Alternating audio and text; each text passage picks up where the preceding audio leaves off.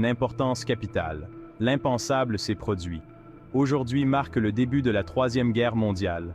Personne n'aurait pu prédire cette escalade, et pourtant, nous y sommes. Plus tôt dans la journée, une série d'attaques militaires coordonnées a déclenché des conflits dans plusieurs pays majeurs. Les premières informations sont chaotiques et contradictoires, chaque camp accusant l'autre d'avoir initié les hostilités. Pour nous aider à comprendre comment nous en sommes arrivés là, je me suis entretenu avec le Dr Emily Carter, experte en relations internationales. Dr Carter, pouvez-vous nous éclairer sur les événements qui ont conduit à ce moment catastrophique? Dr Carter. Absolument. Au cours des dernières années, nous avons assisté à une montée des tensions entre plusieurs puissances mondiales. Les guerres commerciales, les cyberattaques et les ingérences politiques ont créé un environnement propice au conflit.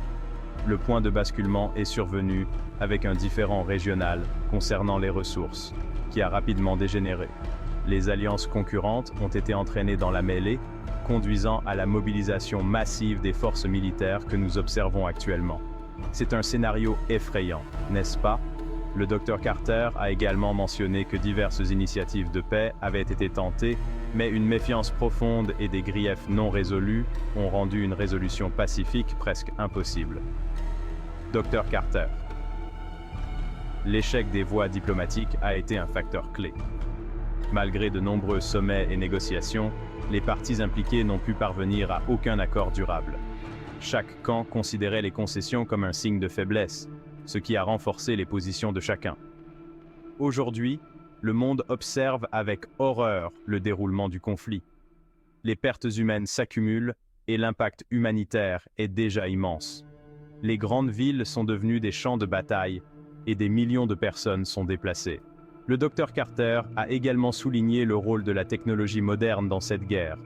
Contrairement aux conflits passés, la guerre d'aujourd'hui inclut des stratégies cybernétiques, des frappes de drones et des systèmes de missiles avancés. Dr Carter. L'intégration de la technologie a transformé le champ de bataille. Les cyberattaques ciblent les infrastructures critiques, provoquant des pannes d'électricité généralisées et perturbant les réseaux de communication. Il s'agit d'une guerre d'une ampleur inédite. Alors que nous nous trouvons au bord du gouffre d'un nouveau conflit mondial, il est essentiel de rester informé et préparé. La situation évolue rapidement, et l'information est notre meilleure arme contre la désinformation et la panique. Restez en sécurité, restez informés, et nous continuerons à vous apporter les dernières informations au fur et à mesure.